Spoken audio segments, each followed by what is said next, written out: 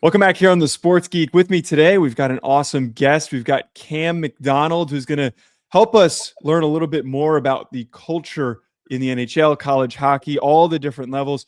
Cam, I appreciate you taking the time to hop on with us. You're finishing up, you're telling me you're finishing up exams here at UNH. How did the season go for you, and how's everything been so far over there at New Hampshire? Definitely an adjustment period. I mean, one thing that we're going to get into about the fighting is wearing a cage. So that's definitely new. But no, it was good. We weren't great this year. We had our struggles, ups and downs, but very excited for next year and what we can bring. But it was a good learning step. Getting your feet wet into the NCAA. It's very hard league, especially Hockey East. Every team you play, it's like a playoff game. So it's a very, very fun year, very fun games to play in. And I mean, the atmosphere with the student sections are awesome too. So that was a really cool thing to be able to see this year. So you're playing hockey in the US, you're from Canada. I don't think a lot of people from the US totally understand the whole dynamic of how everything works. I just want to start with at what point did you learn and understand that hockey was going to be it for you? Like, when did that moment click that you realized, all right, this is where where my career is going to start. This is where it's going to be a big part of my life, and I'm going to get the chance to play professionally? For me, I'd say it was second year Bantam when I was kind of figured that maybe I can do something with this. I had a really good season that year, and then ended up going to prep school at 15 years old in Connecticut. And I was fortunate enough, played my 16-year-old, my first year junior in the USHL, and was fortunate to get an offer from Boston College. So I was committed there at 16. And then COVID happened, some stuff came along, and ended up going over to St. John. Was in the QMJHL for 4 years and got drafted. Very, very grateful for that. Got to learn a lot, and kind of just get to see the ins and outs of the pro game, like a little bit of it, which was really good, and see how the NHL guys are treated. And I mean, when you kind of get a taste of that, you kind of just want to keep working towards that, because it's awesome. It's awesome. Like, no other way to say it. Like, you're treated on and off the ice the best. And and then came to UNH and hoping to go pro after this.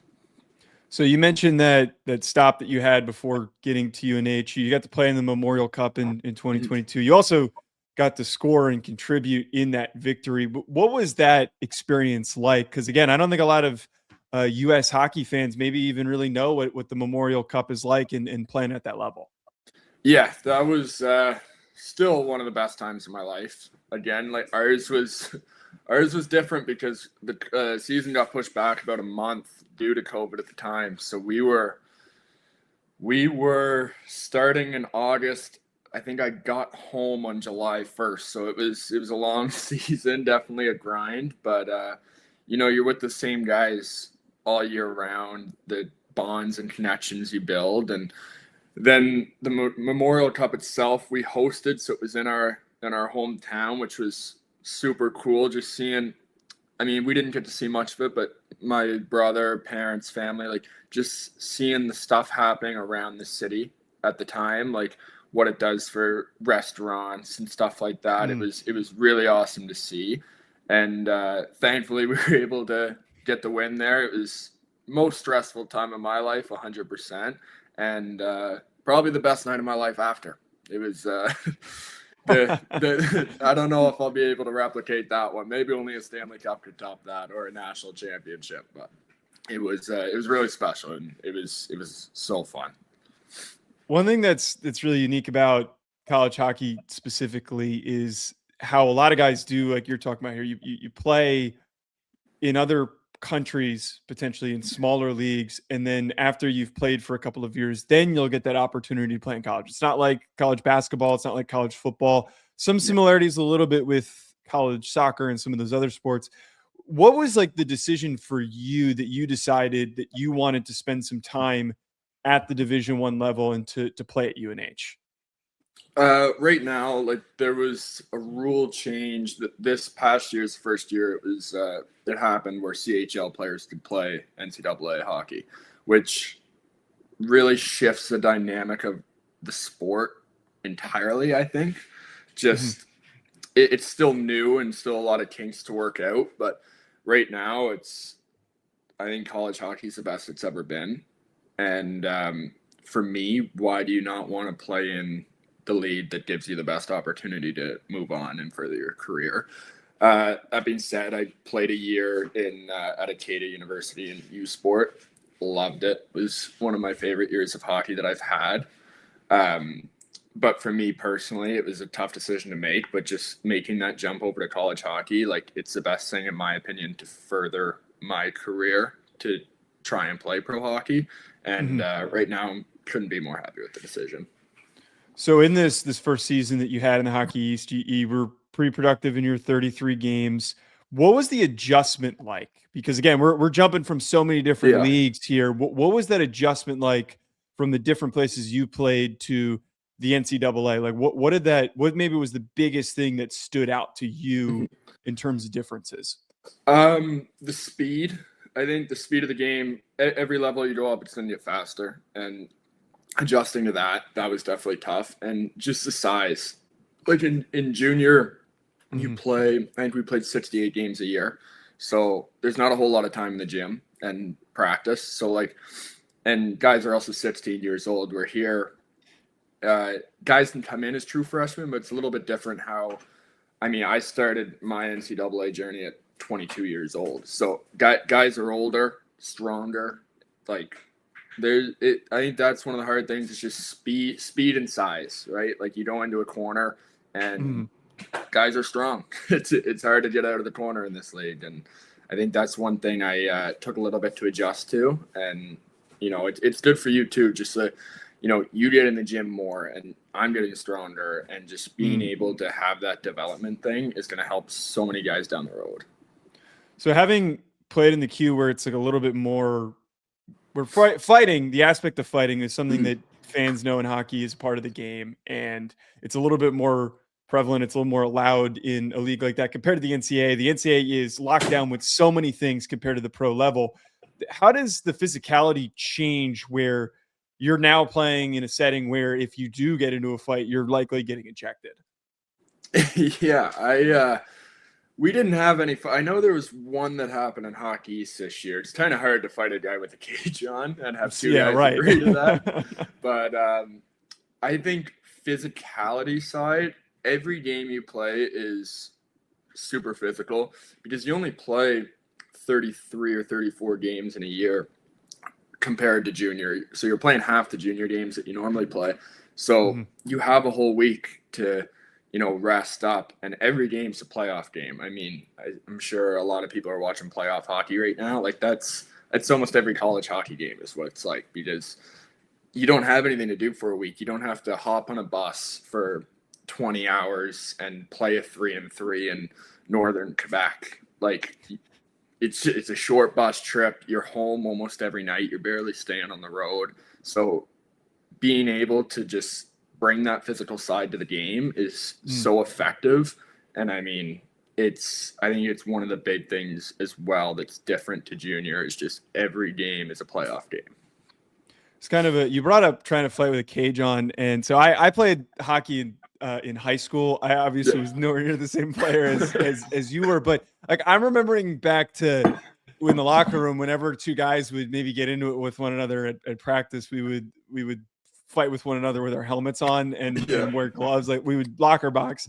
I'm kind of thinking to myself here, having been separated from that for so long, like, is it even worth trying to fight with a helmet on? Like, why do people still maybe scrap at the NCAA level? I'd almost think that the NCAA should allow it because it's almost safer with the cage on, but is it, do you kind of question when guys start throwing punches in games, if it ever happens, that you're wondering, why the hell are you doing this? There's no point. Yeah, it's hard because you look at like I said, the NHL, after every whistle, there's a scrum and not a fight, but guys getting little jabs in and trying to get in guys' heads. So you still need to be able to do that, but it is a lot harder with a cage. like in junior, you could ask a guy, do you want to fight? Where now it's like you can ask a guy, he's most likely gonna say no because you got a cage on. So it's kind of takes away a little bit from that part, but at the same time, like I understand it. It's good. You alluded to that there's almost the way that you kind of framed it's kind of funny and interesting to me that it's almost like a duel, like you're asking for permission to get into it with somebody in some of these other levels. Have you ever, when you were playing outside the NCAA, have you ever gotten into a scrap before? I've gotten a few in junior. Most of them just happen like blink of an eye. Like you either throw a hit that the other team doesn't like, or vice versa, and happens like that, kind of right on the ice. But it's also happened in a sense where I remember one. My best buddy played on Charlottetown, and I threw a hit. I threw a hit a week before. I was out apple picking with my billets, and then my buddy shot me a text. Was like, "You have to fight this guy tomorrow." And I was so some of them can kind of happen like that. I was on the ice for that bad boy. Yeah. So some of them can kind of happen before the game, but those are also staged fights, so you can't show that it's staged, or you'll get an extra game for that. But yeah, there's kind of two ways it can happen. You know, kind of blinking an eye, both guys agree at the same time, or you hear the day before, or kind of set something up in warm up. So there's multiple ways to do it. It's funny. I don't think a lot of people realize that there's kind of layers to it. Sometimes it's not truly spontaneous, and it's funny to add that context. So we're with the Sports Geek, we doing our annual fights campaign, hence why we were talking to you about this. And interestingly enough, the team that you were drafted by the Lightning, they led the NHL 44 fights this season. Do you like pay attention to that kind of stuff, like for the NHL? Does that maybe influence for your game, or how like you're thinking of looking up towards the Lightning? Yeah, like I mean, I like to play a physical game myself. Fighting is definitely one thing. Like I think in the NHL, like you have your list of enforcers, guys that that's their job and they're really good at. But so I don't think every guy needs to try and be an enforcer, but just having the courage to do it helps. And I'll say this, like, it's one of the best feelings in the world. Even if you get punched in the face, it's going to hurt for a little bit, but you got enough adrenaline. But just getting the stick taps from your boys and stuff like that, it's one of the coolest feelings. So I think that's one thing that I am excited after college hockey, to kind of get the feel for that again. It's been a while since I've been able to fight, but yeah, it's definitely something that I want to have a little bit in my game for sure. With that in mind, and you kind of alluded to this, do you think, and a lot of the trends that we've noticed is that the teams that do fight more often, teams tend to be the more successful ones? You maybe would think that the opposite of just general psychology of like, oh, maybe if you're focusing more on that, you're focusing less on playing good, fundamentally sound hockey. But for you, from your perspective, how do you think that maybe impacts winning? In what ways, if your team is a one that is more physical and maybe comes away winning these scraps, how much do you think that can maybe affect the team's confidence and their momentum? Yeah, so regular season, I think it's more two enforcers might draw it up, or someone, like I said, someone throws a hit and someone has to fight. And that could get you a little bit of momentum, get the crowd going, like especially if you're the home team. I think it's huge in the playoffs. And if you look at a team like Tampa, what they're doing to Montreal right now, and maybe they've crossed the line a little bit. Like you still have to play hockey, especially in the game where Sabrin threw the hit at the end. But in a playoff series, like you're just trying to wear the team down. Every little thing, like little bumps, right? Little, maybe a stick to the wrist. Like just it's tiny little things. You just want to keep wearing guys down because it's a long series. It's a long time. Tensions flare too. And I think it was that Hagel and Slafkovsky fight in the Tampa Montreal game. Like that was awesome. Like I think Hagel's leading the series in goals right now. Slafkovsky had a hat trick game 1. He's one of Montreal's best players, and you have these two skill guys who are throwing haymakers basically in this fight. Like I know if I was on the bench for that, like there's not a way, or you're getting so much momentum for that, where I feel like, especially for Tampa, getting the knockout, like I think that can change games, but it can change a series as well. So you just kind of led me into the next question I was wondering about is, take us into the moment of like when that does happen in a game where one of your teammates does get into a fight, and that does happen. And you do win a big fight like that early on in the game, maybe late in the game, whenever it is. How does maybe the bench change? How does like the mentality change in the game? Is that sometimes enough to really get the boys going, that they're fired up and they're ready to go? Oh, 100%. And I think the year we won in St. John, we had 3 guys that I'd say were the best fighters in the league. And when they would fight, they'd normally win. And everybody, like the whole bench would be standing. Like usually if you watch a game, everyone's sitting down. The whole bench is standing, giving stiff taps, everything. And you're just kind of looking at the guys next to you, and you're just ready to go, right? It dials you in. It like, I don't want to say like you lose focus during a game, but if you do, that gets you right back into it. And then, like I said, especially if it's at home, I mean, you got a whole home crowd screaming up on their feet. So it's kind of hard not to take momentum away from that. Do you think, as a younger guy, as you're getting ready for your career, having grown up, watched hockey, been around hockey, do you think that fighting is slowly kind of tamping down a little bit? One of the things that we noticed is that from 2008, 2009, the total amount of fights was in the 700s. This past year was around 280. Do you think that it's slowing down, or do you think that maybe it's just changing, that it doesn't look as, big and performative as it maybe used to? Yeah, I think it's slowing down a bit. And I don't know if you know the rules about the Qs, like the junior rules. So they're switching it, trying to really slow it down. But in the NHL, I think it definitely is. But back then, I think you had more guys that their job was to fight, where now each team might have one main guy and then a couple others that could go. So it's way more of a skill game now, I'd say, than back then, which I think it's more focused towards.